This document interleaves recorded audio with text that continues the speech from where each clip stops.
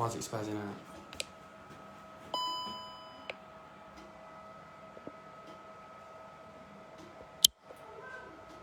There we go. Right, is that working? Right, let me bring it up on the laptop so that we can see the live stream so that people ask questions we can.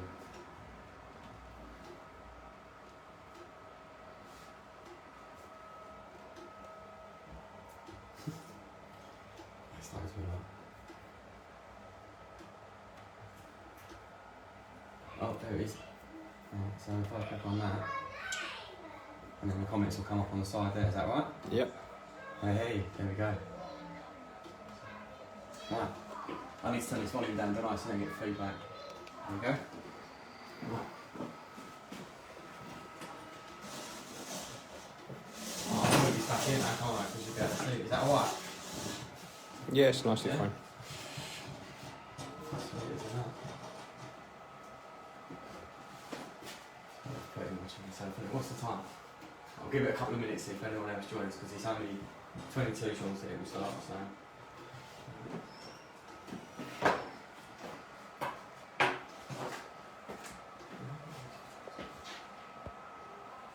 I'm going to run through those names details to do it all on.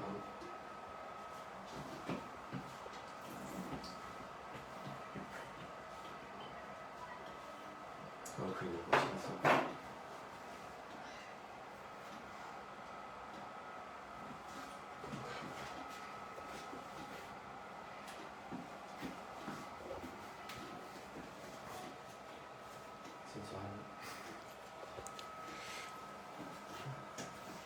Can you use that to zoom in then? Yeah, don't need to though.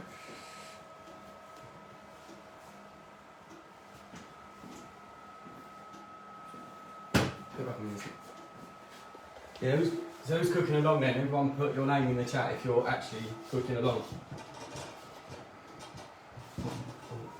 Where's my little brain thing? Would you prefer do we stream like that? What? Whatever looks best. Mate, I'm not fussed. As long as you can see everything that's going on. It might be a bit wonky. Hang on. How delayed is it from this to that? I'm not too sure with Facebook. I'll I'll try going sideways, see if it gives you a better shot, but it might not be as nice. Got a manager from work, Sophie, watching as well. You alright, Soph?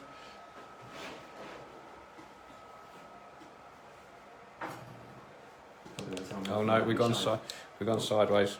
We're going back. Oh, Steve, it's kind of wonky. No, come back.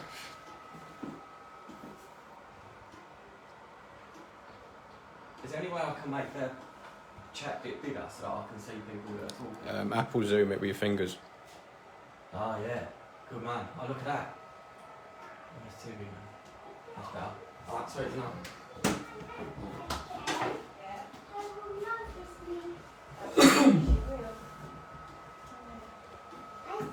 Hey dude. You alright, Alf? What is this?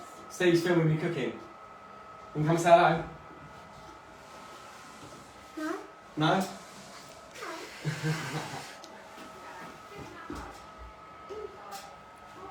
Yes, Sean, I'm trying.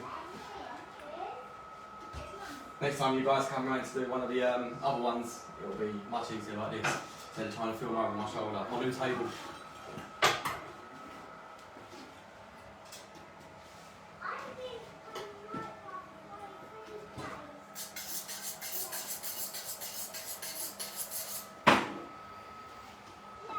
Right, it's 22. I think we should make a start.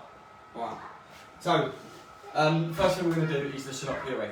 That takes the longest thing to do. So what we're going to do, all I've done already is I've cut the shallots in half and I've peeled the skins off and I've just left the root on. So all we're going to do, come on, this. So what we're going to do is cut the roots off like that at an angle. So you take all that root bit off. Got my bin ready. Take that root off, and then all we're going to do is side on like that. Is finely slice the shallots. Get them as thin as you can. It's not, it's not the end of the world if they're not super fine. But the thinner you get them, the quicker they will cook. So we're going to slice them nice and thin. I think I put 5 on the recipe, but if you only use 3, if you're only making it for like 1 or 2 of you, 3 banana shallots will be will be more than enough. So we get them nice and thin.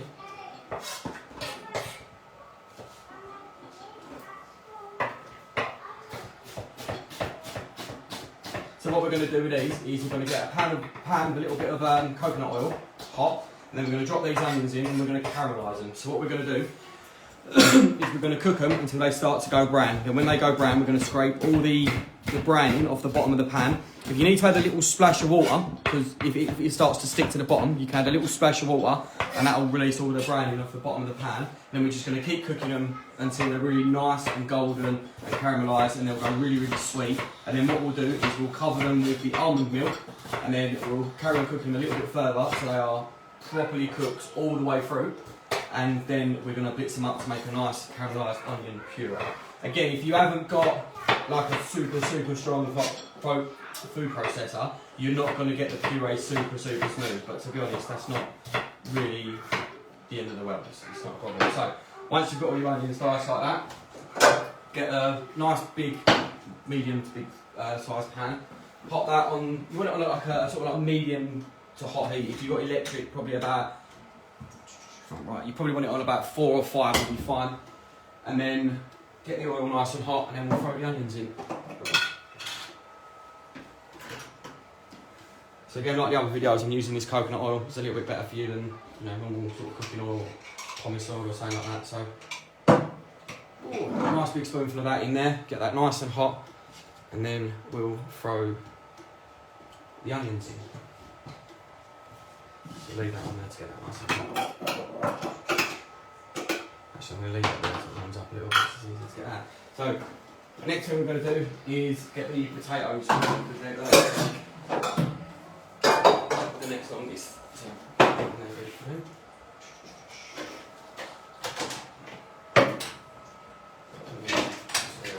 Out of the way.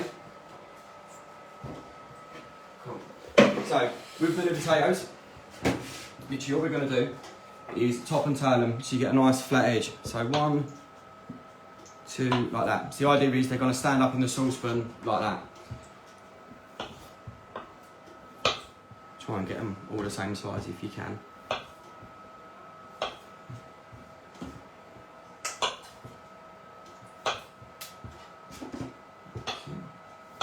Again, you can have 3 or 4, 5 or 6, you can have as many of these as you want. They're quite simple to do. Depends how hungry you are really, how big your piece of fish is.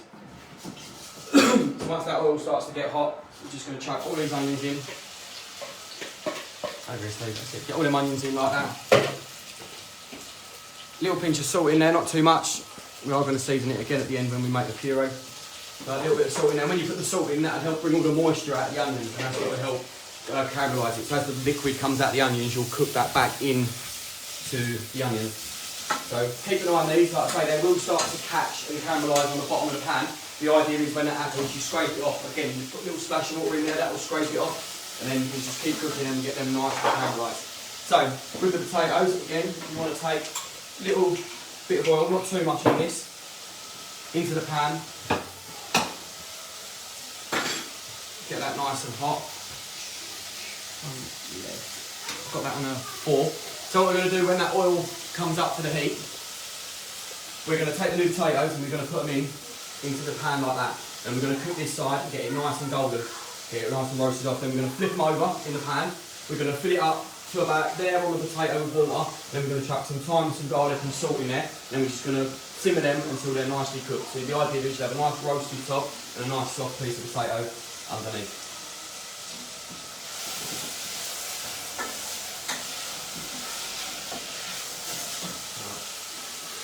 There's some of this stuff out of the way for that.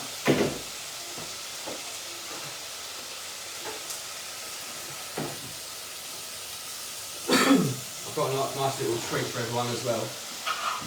I'm assuming everyone has bought either a nice piece of fillet of Seabass, like already prepped, ready to go. I've actually got a whole Seabass in the fridge, and I'm going to prep a whole Seabass for you. And I'm going to use that to show you how to prep it from beginning to end. Scissors.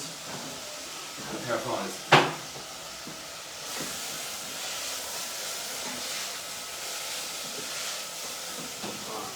So Again, once that oil starts to get hot. Chef Sophie asked what sort of potatoes are they? These are just normal new potatoes. When I've done this at work in the past, we've used pink fir potatoes, but unfortunately I couldn't get hold of them. But pink fir potatoes are a really nice new potato, or you can use ratte potatoes, which are a really nice new potato as well. But these, again, these are just normal Asda's finest. So we're going to pop them in the oil. So we'll start roasting them off nicely.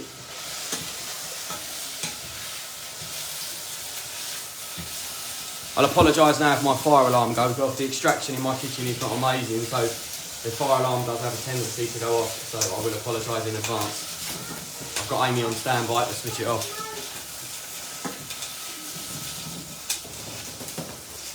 Right, so what we're going to do as these start to colour, we're just going to take a few sprigs of thyme, a couple of pieces of garlic. Again, with the garlic, you don't need to worry about peeling it, just smash it up like that a little bit. Chuck them in there, at least we'll start to roast separately just by the side. And then, yeah, you see they're starting to brown around there. The idea is to get that nice and golden all the way along. And then we're going to cook them potatoes real nice and slowly. Make sure when you're cooking the onions, you scrape all the onions that you get up the side of the pan down. So it's all nice and flat on the bottom, so they're all cooking nice and evenly. Right.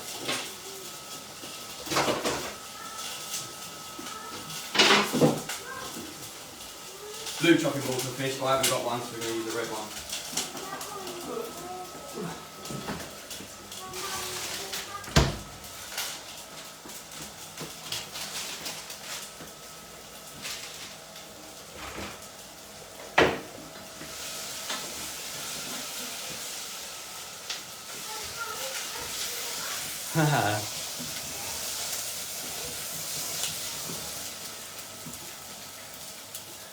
If he does as well with his, if he does it as well as he did his fish and chips the other day, Sean, I think it'll be really good. I was really impressed with that. It looked blinding. So as you can see, these potatoes, they're starting to roast up nicely.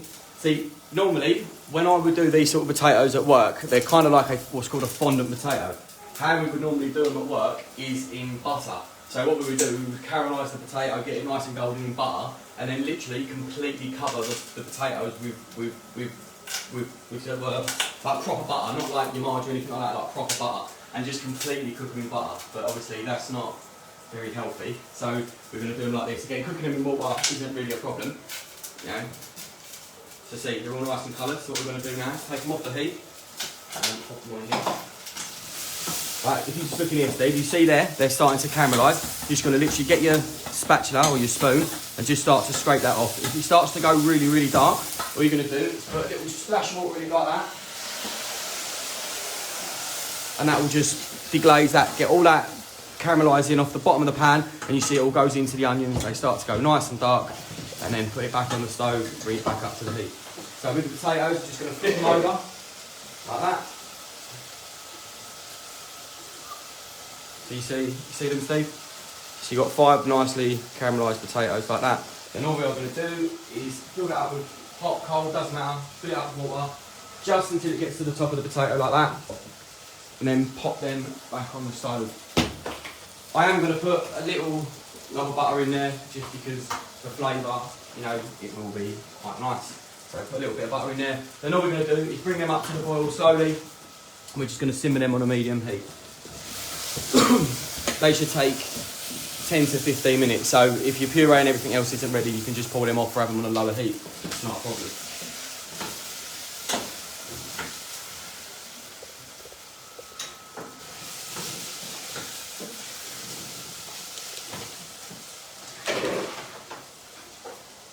Also, if you've got any star anise, just chuck the star anise in with your potatoes as well. Just the one, be plenty.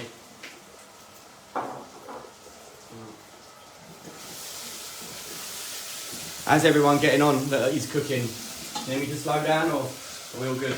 Let me know in the comments if you know we need to catch up a little bit. I'll give you time to catch up anyway, because the fish is going to take 5 or 10 minutes to prep, so you should have time to catch up. So really make sure you keep an eye on the onion puree. Again, if you was doing this at a later date and you're watching this back, not live, you could do your onion puree well in advance. You could make that earlier in the day, or you could make it the day before, chill it down, and then reheat it when you wanted it. A lot of the purees and stuff like that we make at work, we do make batches of them, and we backpack them down and keep them like either flat or frozen, and then take them out as and when we need them, because some of the purees we make, you know, they take a good few hours to make, especially when we're making big batches of them and stuff like that. Normally, some of the dishes I have on at work, if I was making a puree like this, we'd probably use 15-20 kilos of banana shallots, like a nice big sack, slice all them down and cook it in one big massive saucepan. So a lot of onions. And again with the onions, they'll cook down to nothing. They'll be almost less than a third of what you add in there. They'll cook right down, all the liquid will come out of them. But like I said, the liquid comes out, you cook that back into the onions, and just full of flavour, and it'll be really, really sweet as well. It'll be a nice, because obviously the chicories can be quite, not bitter, we're going to put some sugar in them, they've got quite a bit of taste to them, so the sweetness of the onion puree with the fish, it will go cut through it really, really well. So who's that, who's cooking?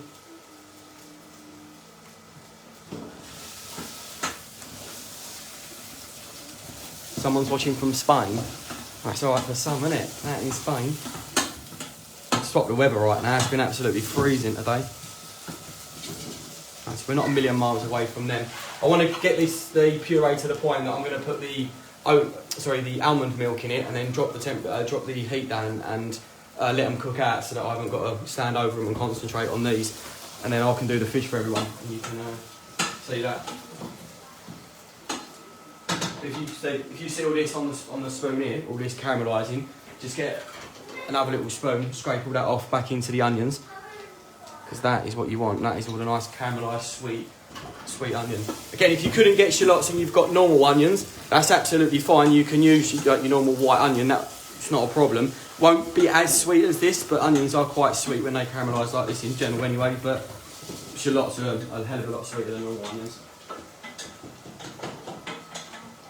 Oh, it's raining in Spain. I went out this morning at 9 o'clock and it was 1 degree this morning. So, yeah, freezing cold. So, with your fish, if you've got a whole piece of fish, or even if you've got just a fillet, I'd always suggest giving it a little wash first, even if you've got it fresh today. If you slide that bin over here for me. Yeah, even if you've got your fish fresh today, I'd always recommend just giving your fish a little wash and drying it off really well before you cook it and that, because, you know, it's been sitting around in the fishmongers or someone's had their hands all over it, it's always best to wash it.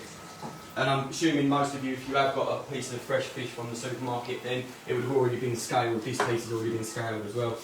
Scaling fish is messy. You literally get the knife and scrape it against the scales, and they literally go everywhere. Believe it or not, when we do them at work, we've got these big deep sinks, and we'll do the fish in the sink but inside a black bag. So as we're scraping the scales, they go into the bag, otherwise they literally end up everywhere.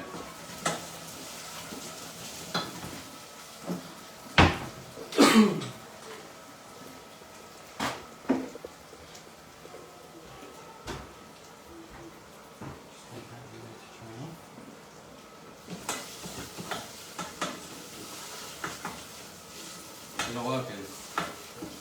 I know it is, I'm just zooming right in on the... Thanks, Karen. Karen in it. Yeah, thanks, Karen.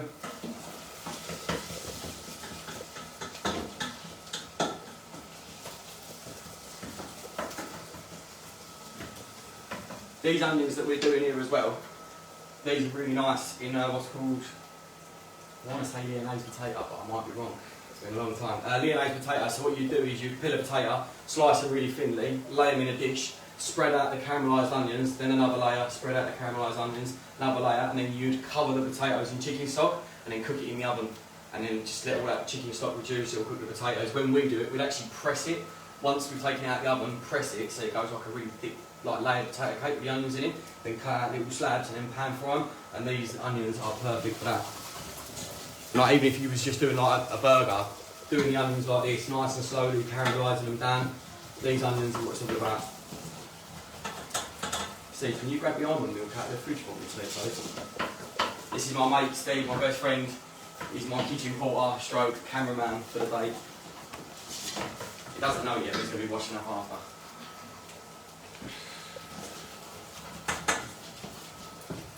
Right, so I think with these, think that's about as far as we're going to take them. You could take them a lot further. I mean, you could caramelise them down until they're really, really, really dark brown. But for this puree, I think that is more than enough. So get all that back in there. And literally all you're going to do, make sure you scrape everything off the side.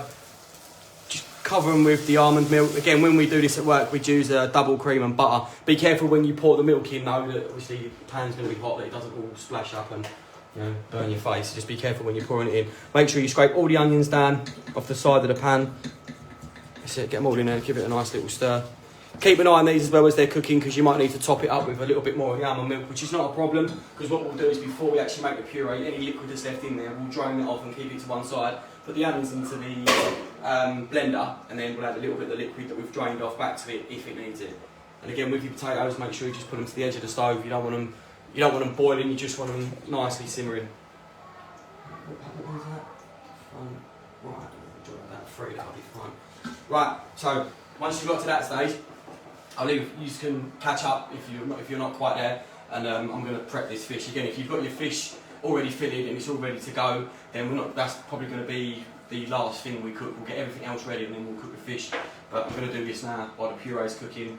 The endives, this is just literally going to be cut in half, pan fried. Once it's nice and golden, flip it over, orange juice in, sugar in, cook that until it's just cooked, and then we'll take that off, leave it to one side so that's ready to plate up, and then with the juices we'll make the orange dressing. Cool. Again, like I say, if you can only get one colour, that's fine. I had to go to Sainsbury's for that one, and Morrison's this morning for that one. Right, so fish. Excuse me. So the first thing we're going to do with this fish is remove all of the fins, all of these pieces here. So all you need to do is just get a nice sharp pair of scissors and go from head to tail and cut through them like that. Steve, can you open that door and see if there's a bigger pair of scissors? Oh no. Great, that's what I've got on there. That's better. There we go. I'm just going to cut all the fins off. Where's that rubbish bin? Right there for me. Yeah, just cut all these scales off like that, close to the skin as you can, without actually cutting any of the skin. Let's take this back one here. That's it, remove that a little bit. And then that's it, ready to go. Again, like I say, make sure they're scaled. If they're not scaled, you just literally go along it like that. That's it. So, first thing we're going to do is we're going to take this little fella's head off. So, fin here, lift that one up, and then literally all you're going to do is put the knife, come up a bit higher up, Steve. That's it, you're going to put the knife behind there, and then you're literally going to go against the spine and push straight down like that and cut all the way through. There we go. Make sure it's all nice and clean. If you've got this little bit here, just open that up like that. Then the next part is, if you see here, this spine here, all we're going to do, there's two ways of doing this. If you're like really good at prepping fish, you can go into it there, cut it along like that, and literally follow the rib bones all the way down and take it off like that. But that's, almost expert level of like prepping fish. So the easier way to do it is if you take the spine there, get a nice sharp fillet knife, go in like that, and just cut along the spine bone. Actually, show what it would be easier with this. Like that. And then what you'll do, lift that fillet up like that, and you'll cut all the way through each of the rib bones along the spine. And then what you'll end up with is a nice fillet like that. Then all you'll do, flip it over, exactly the same, lift it up, knife against the spine, cut in like that, and then just follow it along. Take it all the way off, and then you go 2 little fillets.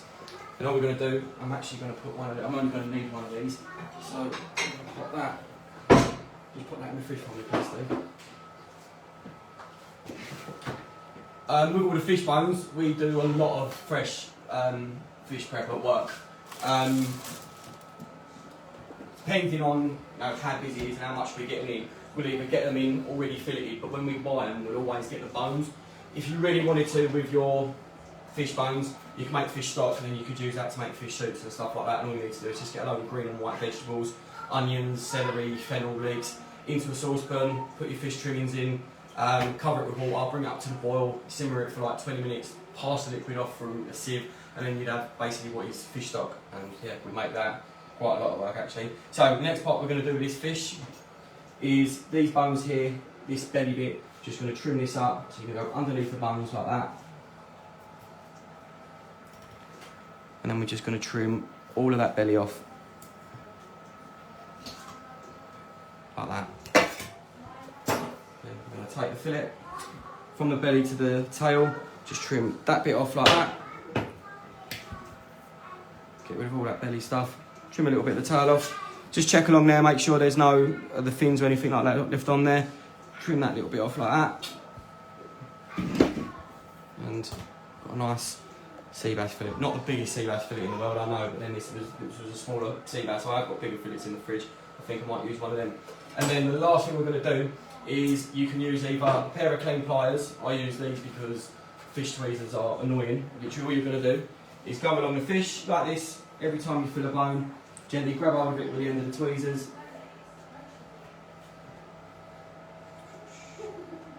And pull the bones out. And these are just little pin bones.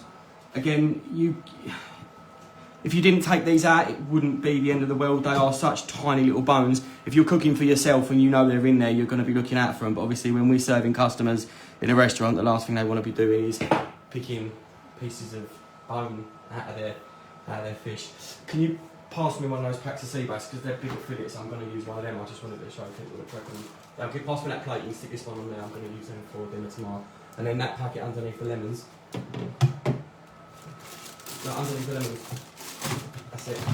That's it. These are the other fillets. I got these from Tesco. These are actually bigger fillets, so I'm going to use one of these. So I am extra fun with it. There we go. Put that one back in the fridge, Dave. Actually, yeah, put that back in the fridge.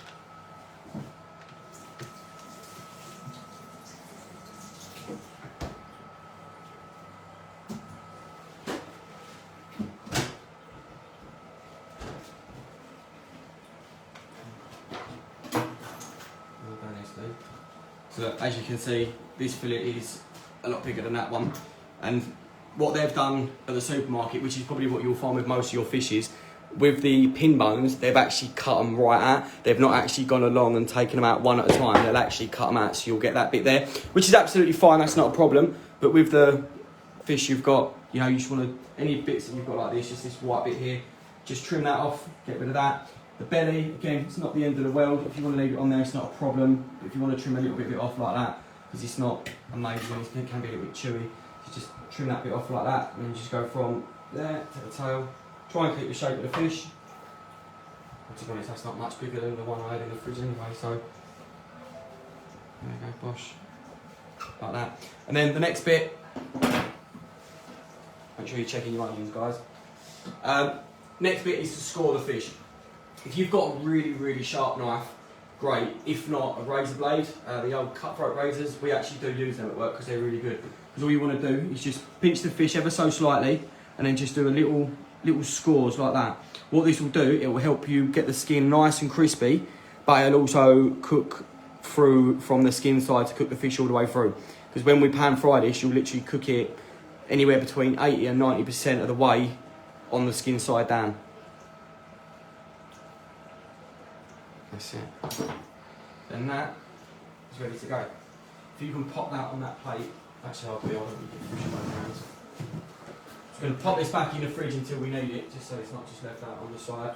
And then that is the fish done. That's your fish ready to go. If anyone's got any questions on that, let me know. And Jordan the Knife King. Yeah, I did see Jordan sharpening his knife in his video. He done really well on that, but like I said, Jordan, if you want to know how to sharpen your knives properly, I'm more than happy to teach you. Right. Just get rid of all this fish stuff, have a little clean down.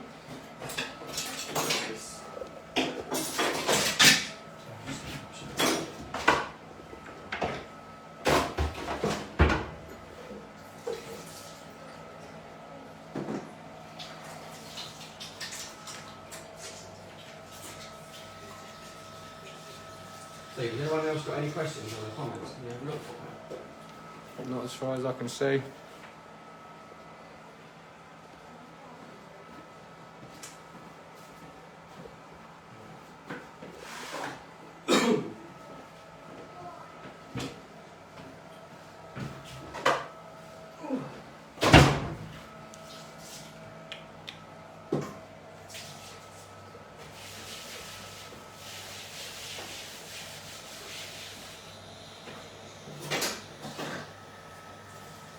thing as we go as well, guys. After we've done all the fish and all that, you want to make sure you wipe everything down. You don't want any raw fish over anything.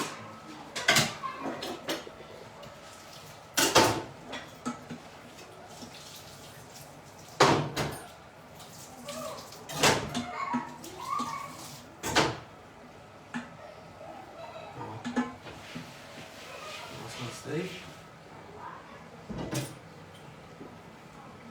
So they can go on a little bit further actually, just bring them up a little bit more. That's how you look at this. So with these onions now, you can see the almond milk, you see it started to go a nice golden colour. So that's obviously all the onions and all the caramelisation cooking out. It's just going to keep cooking them, make sure they're really nice and soft. Onions do take quite a little while. It's quite a long, but it does take quite a while to make because it takes a while to put the onions down.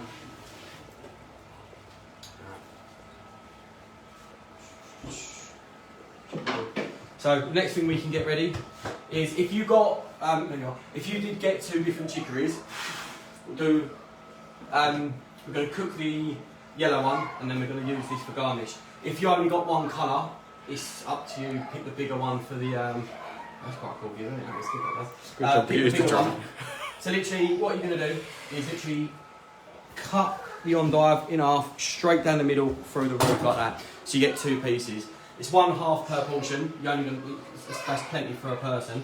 If you're doing this for yourself, these will start to go brown quite quick. So I suggest if you're only using half, cover it in cling film. You know, put a bit of oil on there or something. Cover it in cling film.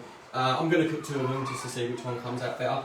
So once you've cut them in half, you want to trim up a little bit of that nasty root there off the bottom, just to get rid of that. Not too much because you don't want any of these outer leaves to fall off.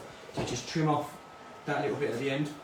And then for anyone that watched the cauliflower dish, we're going to do a similar thing with this. Get a nice small sharp knife and we're just going to score that root there because obviously that is going to take longer to cook than the rest of the endive. So,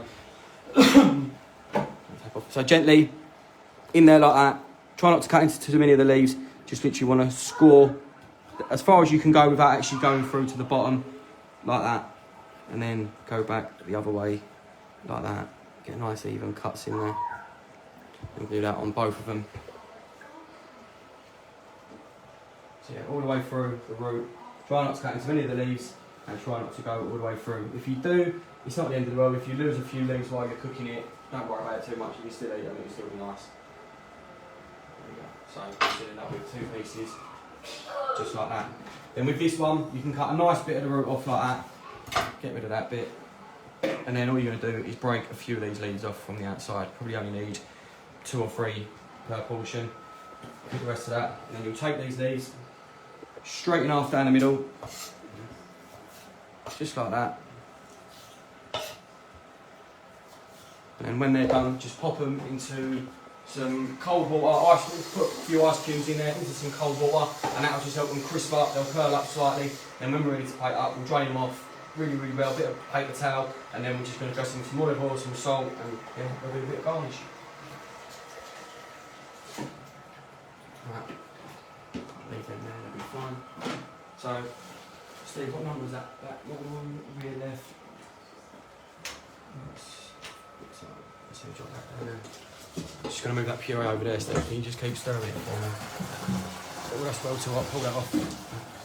Yeah, just keep an eye on that, give that a little stir. I'm just going to pop a little bit of almond milk in there. It doesn't matter if you add too much liquid to the puree, because like I say, you're going to completely drain it off at the end anyway. And if you need to add more liquid to it, when you're making the puree, you'll use what you drain off, it's not a problem. So, next thing is the endives. So what you want to do, you want to get a pan.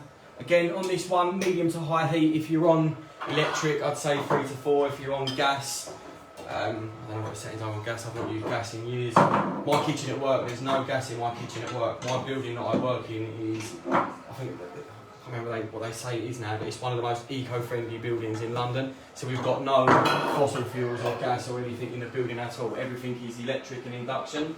And to be honest, the induction nowadays compared to what it was like when I first started cooking is amazing. You can put a big massive pan of water on one of our induction stoves with cold water, and within 8 to 10 minutes it is absolutely rapidly boiling its nuts off. You could take the pan off the stove and touch the induction thing and it will be warm, but it wouldn't be like this. If I turn this off now, it would take 20 minutes to cool down. The induction heats gone instantly, so the induction doesn't get as much credit as it should do, but it is still pretty good. So with this, we're going to get the pan, again, not too hot, because you don't want to burn it. You want to get these nicely caramelised. If you've got any of that, Lisa, just not a problem. You might even keep that to put on the plate. There you go. So with these, crisscross side down, going to put them into the pan, going to get them nicely caramelised. Try and get it all the way across. If they do start to bend up, if you can push them down gently without burning yourself, that's not a problem. So put them in there. You don't want to get it too hot to start off with. Straight it like that, get rid of them. So yeah, get them in now. Put it on 5 actually. So we'll bring them up nice and not too slowly, not too quick. Bring them up. Once they start to caramelise, we're going to flip them over. Going to chuck in 200 mils. Where's my jug?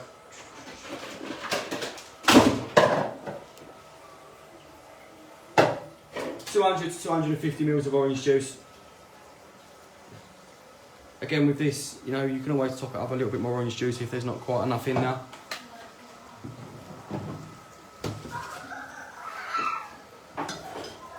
So yeah, guys, remember to keep stirring your puree and just check on your potatoes, make sure they're cooking nice and evenly. So, how is that? The onions.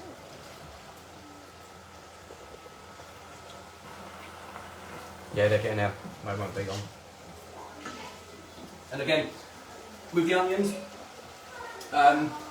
depending on what your macros are, if you wanted to make them with double cream, you'll get a really rich puree. Again, obviously, double cream is not the best for you. If you can't drink or use almond milk, so you've got a nut allergy, you could just make them with water. Make sure you put plenty of seasoning in there. You could chuck some spices in there if you wanted to. A little bit of star anise, maybe some nutmeg, some cinnamon, something like that would be a problem. But instead of the almond milk, just cover them with water. Exactly the same principle, just change the almond milk for water. The reason I'm using almond milk is because I'm using it for pretty much everything at the moment because it's nice, I like it. I don't put it in my tea though. Has anyone else got any questions?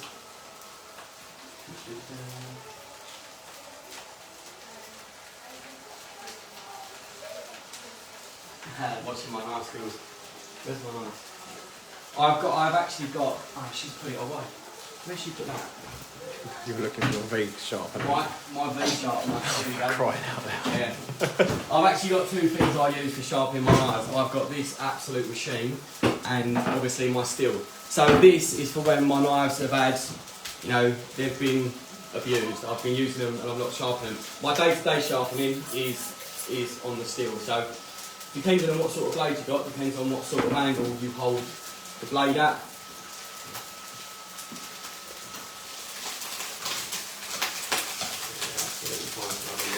So yeah, so with these, again, knife, depending on what sort of blades you've got, these are a Japanese steel. These are probably the most expensive knives I've ever owned.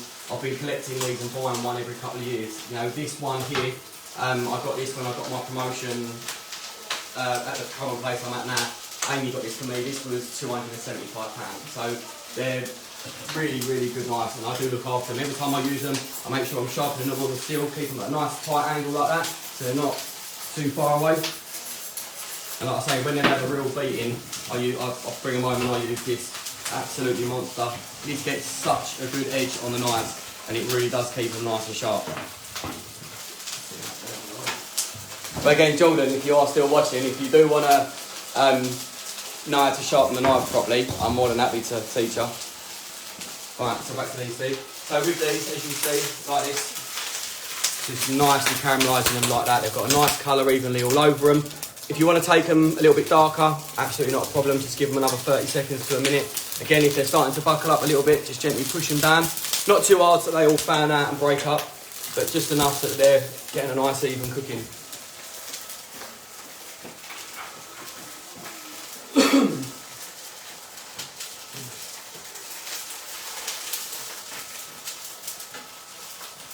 Yeah, that contraption, I've had that for about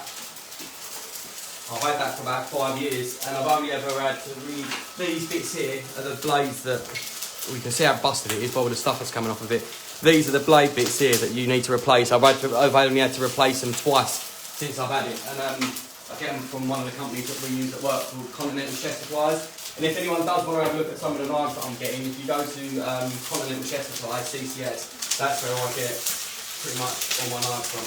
Yeah, so you go look in. So as you can see there now, they're really nice and caramelised, really looking good. So what we're going to do, pour in the orange juice. Again, be careful when you pour it in, that it doesn't all splash up and boil in your face. And then once it's in now, just put that in there, add the sugar.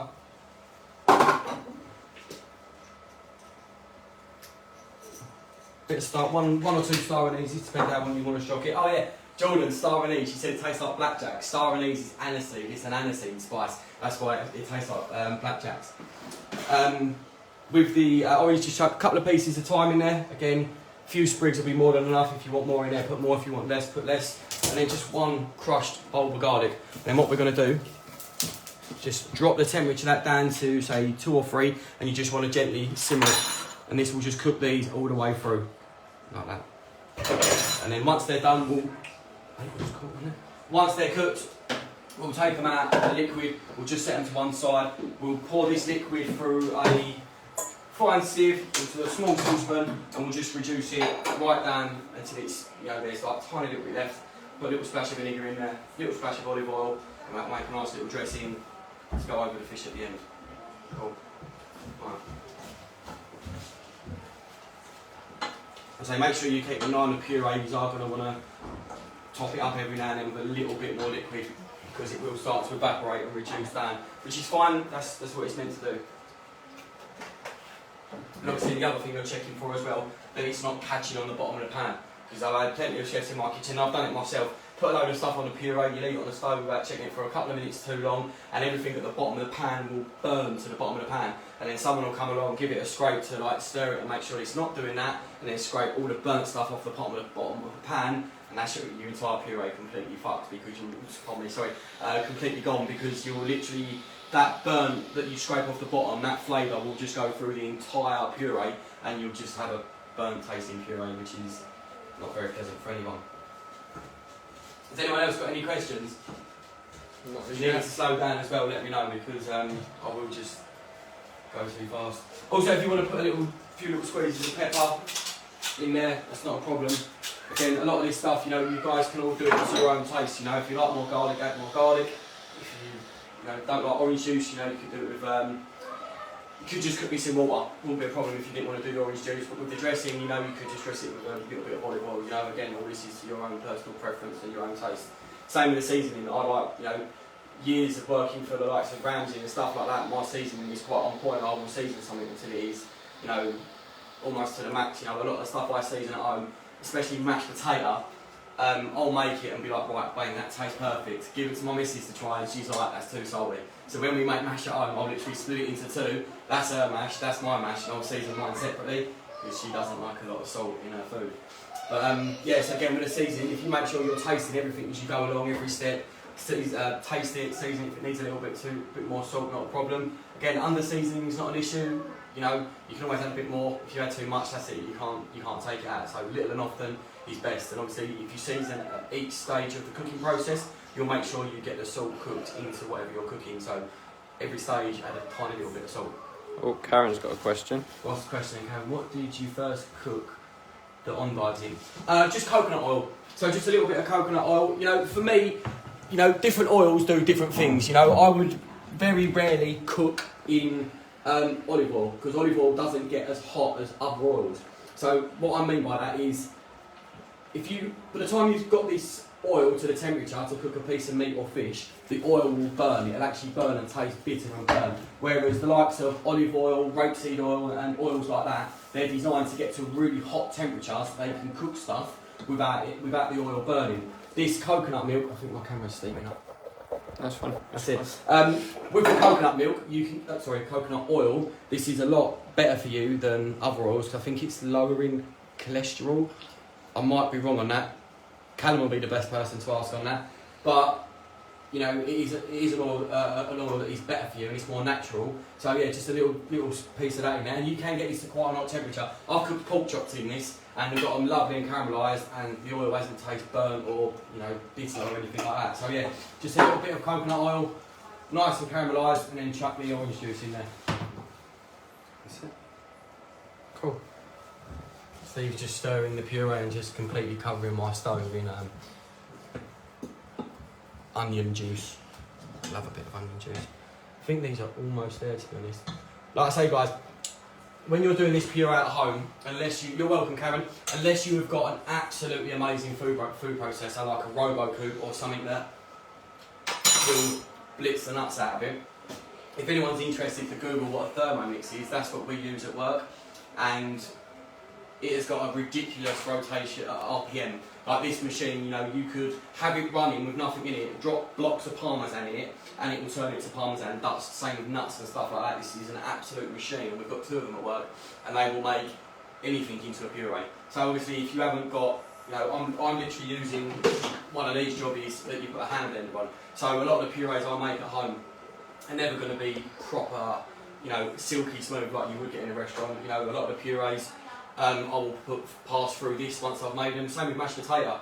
You know, if you're making mashed potato at home, if you've got a masher, don't matter how much you mash those potatoes, you're never going to get a nice smooth potato. But if you've cooked them properly and you've made it and it's a little bit lumpy, if you push your potatoes through a sieve, there'll be no lumps in it whatsoever, I guarantee you. So, little tip for you. Pass your potatoes through a sieve. Right, so what we're going to do now, actually I'm going to put, I'm going to use this actually. I don't want to put this saucepan on my table where burn it. So yeah, so take your, cheers Steve, take your onions, so nice and soft, you know, they need a little bit longer, it's not a problem. Yeah, they'll be right. So you're going to, into the sieve, put your onions in there. Don't push them too much through the sieve because you don't want to actually push anything through the sieve, you just want the excess liquid to drain off so that when you blitz these it's not going to be too watery, because the idea is you do want quite a, you want a puree, not a soup. So just let that little bit of liquid drain off.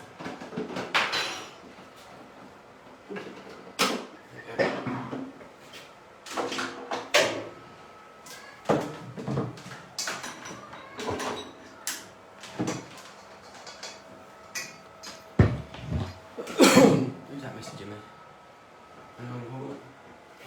No idea. Do you want me to say names out loud?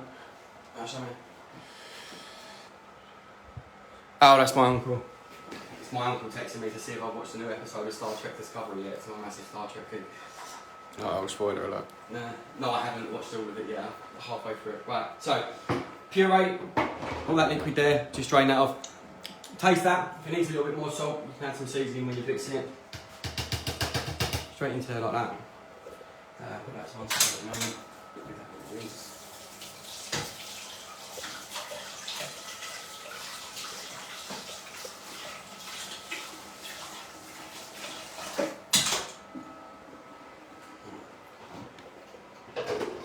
don't know if you might want to turn your volume down because this blender's quite noisy.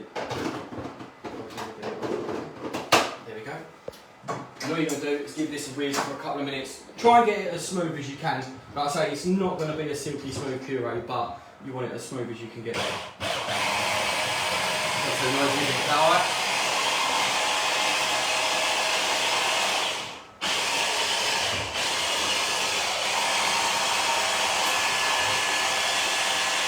If anyone else has got any questions, let me know. And if you're watching this back after the live stream and you've got any questions, just message me through the groups and let me know if you've got any questions. I'm more than happy to answer them.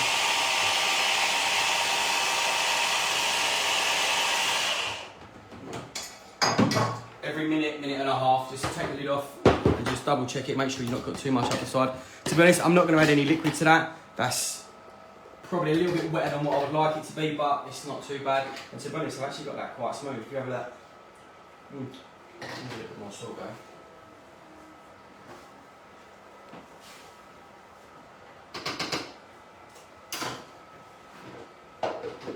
Oh, mate, this onion puree is so good.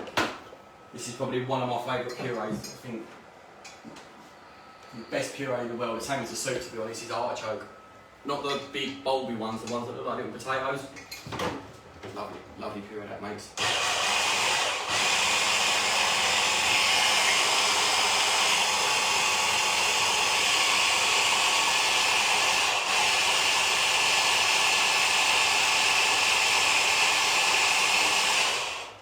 Right.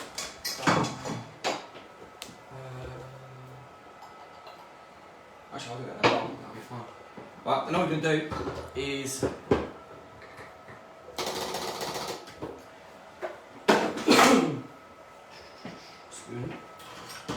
take this puree, pop it into a saucepan. Again, if you're not using this straight away, if you've made this ahead of time, I would suggest just put a nice bit of cling film over the top of the puree so it doesn't get a crust on it, or it doesn't go like, we say, all crusty and that. That's actually really smooth actually, that's not too bad. And then, yeah, keep that to one side. You can keep it hot on the stove, just put it to one side, ready for when we plate up, and you can just reheat it on the stove, make sure it's nice and hot, and then we're ready to go. So, guys, with these, sharp end of a knife, just want to go into the root, make sure it's just going in, but it's still a little bit of a bite to it. You still want to keep a little bit of crunch in the root. You don't want to, you know, massively overcook it so that it goes like mush.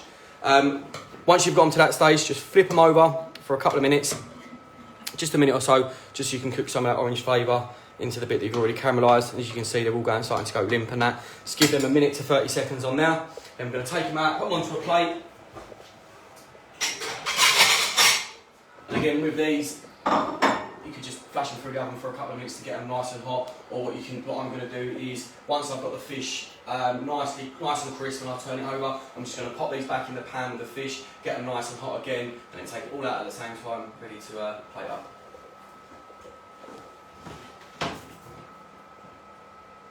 And when you take them out, make sure you put them the caramelised side down, so any excess juice or anything like that will drain off onto the plate. Just pop them to one side. Oh. And then they're ready to go. I'm going to move this to here. Turn that up a little bit and start reducing it. That's the front one. There we go. Right. So now to the best bit, cooking the fish. Grab that fish out from the stick. Just grab the whole plate out. The other reason I've got a couple of extra pieces as well is if I mess the first one up, I am going to do another one. I'm not going to accept it being anything but perfect, because fish can be quite difficult to cook.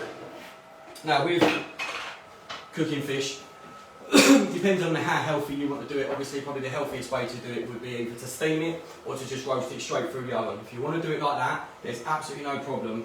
Nice baking tray, a bit of grease proof, lay your fish on there, a little bit of lemon juice, bit of salt and pepper, and then you can cook it through the oven until it's cooked how you like it. If you are going to do it in the pan, for me, if the fish skin isn't complete, like nice and crispy all over, then I can't eat it. You know, if I have fish and chips, I want my fish to have no skin on it, because I don't like that sort of like chewiness of the fish skin. The idea with this is that you cook it so it's nice and crispy all over, so it's almost like crackling. So when you cut into it, the fish skin has actually got like a crunch, it's not chewy. So to do that, I always do my fish, I'll start it off.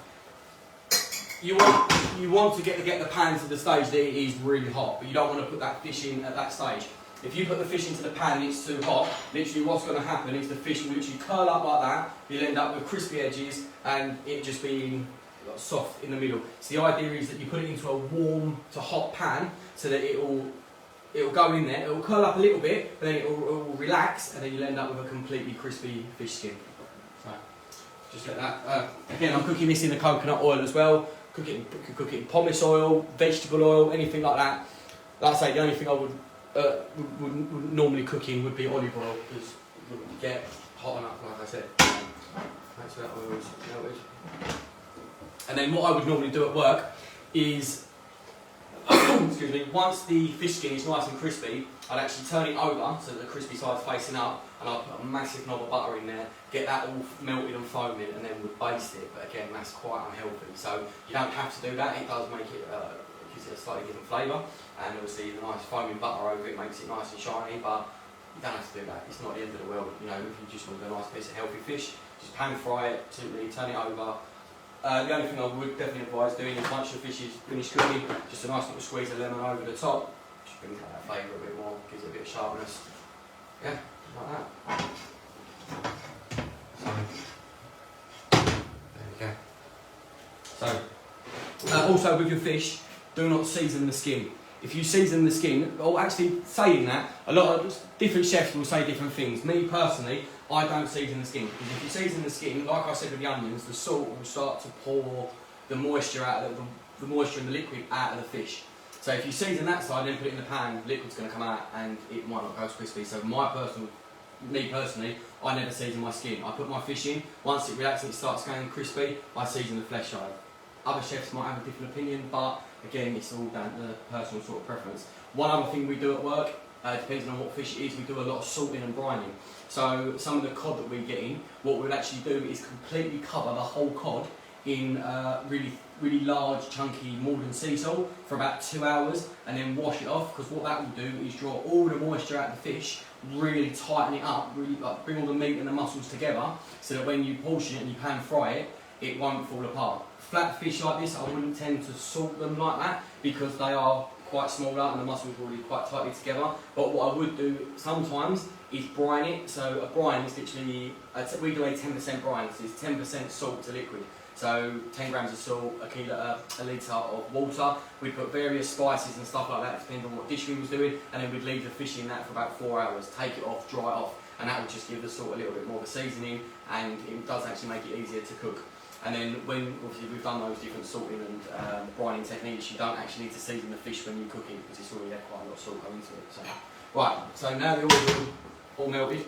Lay the fish in the pan, always lay it away from you so it doesn't all spit up, and as you can see, it's already starting to shrink up and curl up. But because the pan's not too hot, you can just gently push it down like that, and that will keep all of the skin flat into the pan, and then as it starts to relax, you will see that it's not curled up anymore, and yeah, it will cook it nicely. I'd make sure you've got a really good pan for this as well. You know, I've got 2 fish pans indoors. This is my normal use, sort of everyday sort of frying pan, and this is my fish pan. I only cook fish in this and nothing else, and nothing metal goes in this pan, no metal spatulas or anything like that. I've just got a plastic one.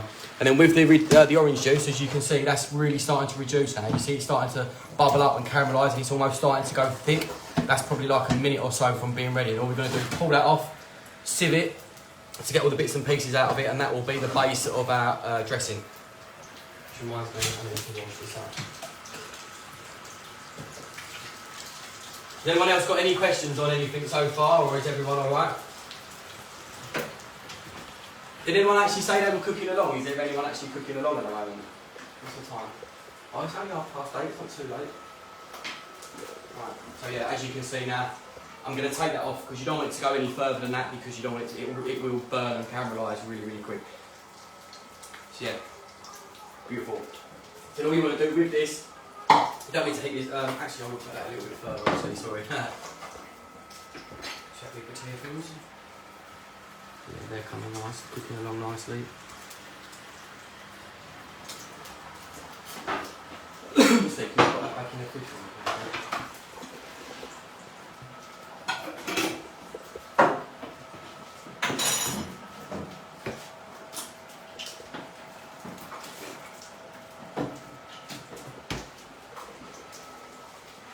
Like I say, be careful with the orange dressing. It will literally go from nicely caramelising, reducing, to burn and no good in seconds. So really keep an eye close eye on that. But once you have got your fish in your pan, it's started to relax. Try not to touch it too much or move it, because as it's cooking, if it's not quite come away from the pan yet and you move it, you'll just literally rip the skin off and it'll be no good for no one. But you can still eat it, but just not as presentable as it would be. So with this, literally into a pot, pass it off like that, get rid of all those bits and pieces there, and then just leave that to cool down, and then we're going to use that with our olive oil, and if it needs it, a little bit of white wine vinegar, and then make the orange dressing out of it.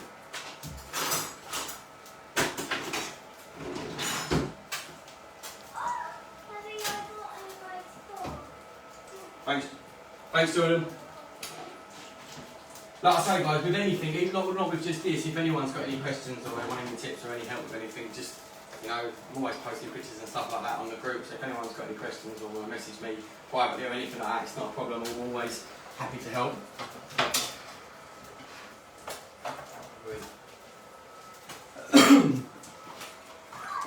So like I say, with the fish, nice medium to high heat.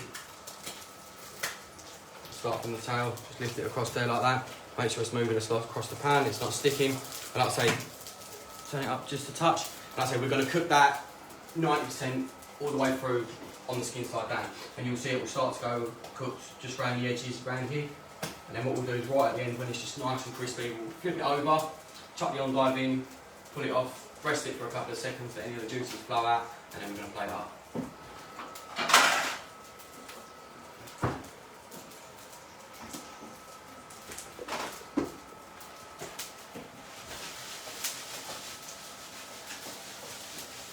Oh, that's the other thing, Sophie, if you're still watching, when I come in next week, I want to borrow a plate, if that's okay, from my kitchen. I want to borrow maybe 2 plates actually, to do some plating up at home when I'm doing it, if that's okay. I'm sure she won't mind, Sophie's the best boss ever.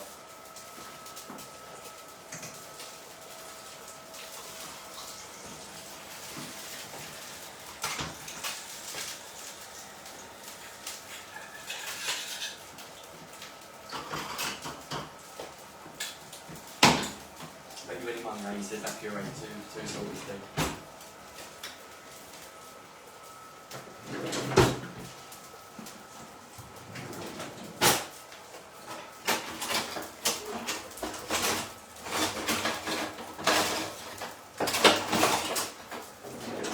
I don't have a step palette knife. That's the spoon pot. Not as good as the one on the pass at the Bradbury. On my pass where we serve the food from in my kitchen at work, the pass is huge, it's massive. I've actually got a built-in pot in the middle of my pass. It's about that deep, that is level with the pass, got a little tap on it, and we use it to fill out water to keep all our spoons in there when we're plating up and stuff like that. Quality.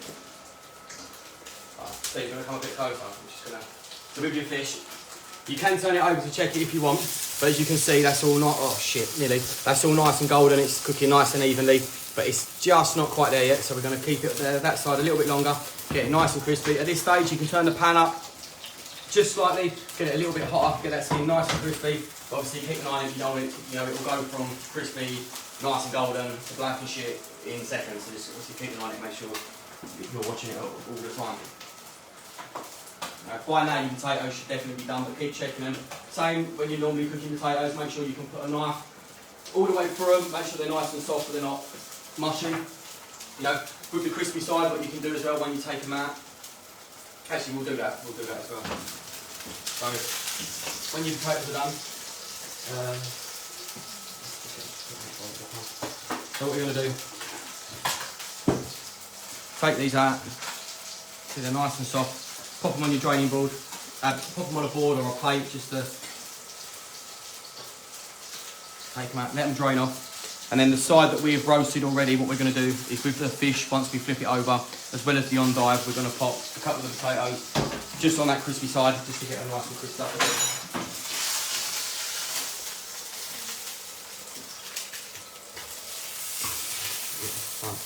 So that fish is about a minute away. So what I'm going to do is I'm going to pull, you see the heat there? I'm just going to pull the pan off, so the fish is still in the pan, it's still cooking, but it's not directly on the heat. I'm going to take one of these endive that we're going to use, I'm going to pop that back in the pan like that, and then a couple of the potatoes just in there like that.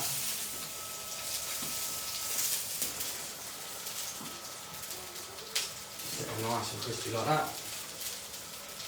See, these will only take a few seconds, so you can just turn them over. It doesn't matter if the underside starts to go a little bit golden as well, that'll be fine.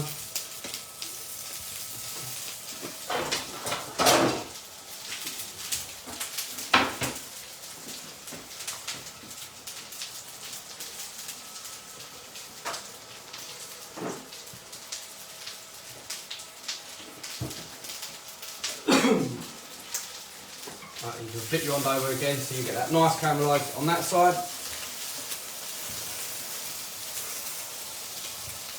Keep turning these over and make sure they're nice and roasted. There we go. And by now, your fish, you can just gently flip that over, and you see you've got that nice even crispiness all the way over. That'll go for another minute or so if you want. Again, it's down to you how crispy you want it. Flip that endive back over. There you go, perfect. Right, so what I'm going to do, I'll take that endive out. You can do this onto a J cloth or a bit of blue paper towel just so you can get any excess liquid or oil or fat or whatever you're cooking with off, just to drain them off nicely.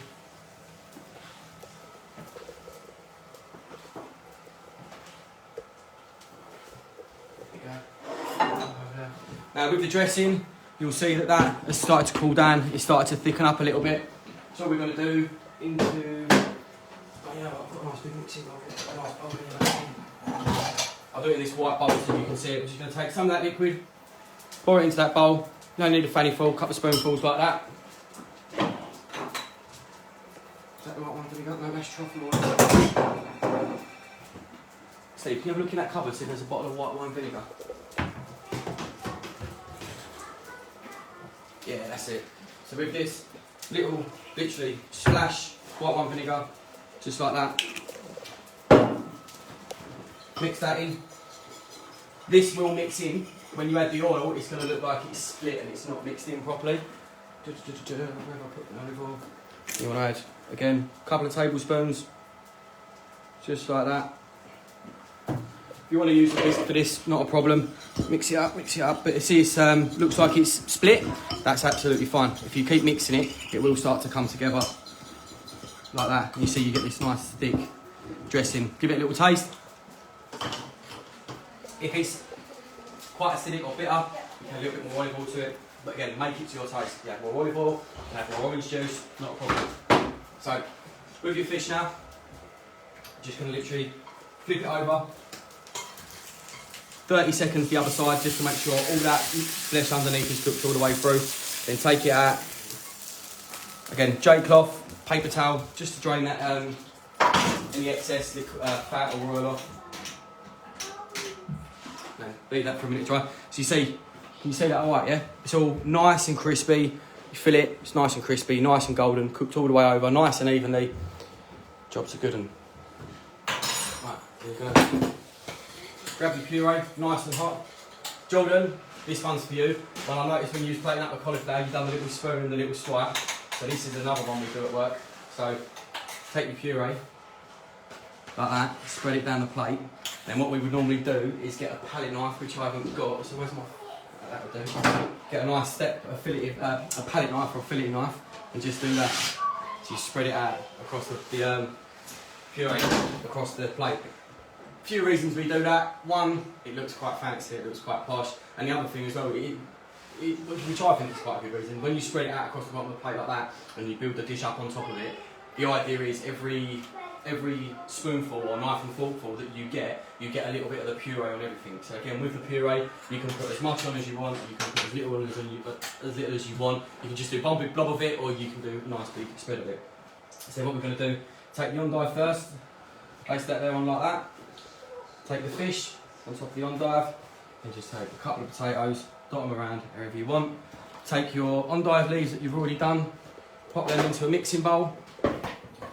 Get them nice and drained off, and you see that they're starting to curl up and just go like that. Little bit of olive oil, little pinch of salt. I've got the lemon juice on the fish. Little squeeze of lemon juice over the fish like that. Squeeze the lemon juice in with your leaves. Make sure they're nicely dressed, and then you can just decorate your fish however you want, really. You haven't got to plate it up like this, you can just bang it all on a plate and eat it if you want, it's up to you. There we go, decorate it like that. There is one other thing that we actually do at work with this dish that I can't actually do at home. Just turn that around so you can see it better. There you go, like that. So, pan fried sea bass, braised chicory, new potatoes, and red endive. Cool? Hope you will like it. So again, there is one thing that we have done, that we do with our fish dishes as well, that we have done a few times, is that when I said about the scales, now with excuse me, bigger fish like cod and stuff like that, what we've done in the past is we've scaled them, we've actually kept the scales, washed them off really well, bring them up to the boil them for about 15-20 minutes, drained them off, and then we've dehydrated them. So we've got like a machine that is a dehydrator. You put stuff in there and it dries it. And you get freeze-dried raspberries and stuff like that. And then dehydrated the fish scales. And then when we've left them overnight in the dehydrator, I take them out the next day, deep fry them, and they puff up slightly. So they're almost like little fish puffs or little fish quavers. And we would usually decorate the fish with something like that. So anyway, there you go. Any other questions? Looks banging, well done, chef. Thank you. Probably not the best plated dish I've done. If any of you have seen on my Facebook some of the dishes I've put on there in the past, I'm doing this at home. It's probably not the best looking dish in the world, but a lot of roasted, a lot of caramelised elements on there and stuff like that. But there's other things that you could put on this dish. You could put some tomatoes on there, some roasted tomatoes. You know, you can have out of it. You know, for me, food is all about, you know, food should be enjoyable. You know, one thing I've found with the blueprint, and I've had this conversation with Sean and the guys at the gym. You know, there's so many dishes on that blueprint. I honestly believe there's a bit of everything on there for everyone. And just little tweaks and bits and pieces, you know, you can make it enjoyable. And I really have genuinely enjoyed doing the blueprint. And now I've got that fitness power that I can start eating a bit more of my own stuff, just with little tweaks of what I'm actually eating with fats and proteins and carbs and stuff like that. You know, you can still have dishes like this and make them a little bit fancier and have that little bit of flair to them, you know, without, you know, destroying all the hard work that we do with the, you know, the diets and the exercising and stuff like that. So yeah, if anyone wants any questions, if anyone wants to reach out with anything, you know, hit me up, let me know. So cool. So Amy, do you want to come and eat? Do you want to come and try this then? I'm going to let Amy try it because she's the judge of my fish skin. So I'll let her try it, and then call it a night. You up, boy? Do you want to come and try this then? What? I won't film you, no. She doesn't want to be filmed. Anyway, just try that. Just have a little bit of fish and tell me if that skin's crispy and it's good. You alright, Jay? Why don't you try a little bit, Jay? I want McDonald's. You want McDonald's? I have McDonald's. Where'd you get McDonald's? Oh, that's naughty, that is. So you can hear when she's cutting it that it's crunchy, so you can hear that fish skin's proper crispy and stuff like that. Oh, it's the best fish ever. Oh no, of course it is. Right. Can I eat the rest? That's not fish. Yeah, go on, you can eat it. No, go on, you can eat it. Take it, you take it. I'm not. I've already had my dinner, so yeah, you I'll can. save You you can. some. He's saving some, we are. Alright. But we're going. You take that in the front room, we are. Oh no. Oh no.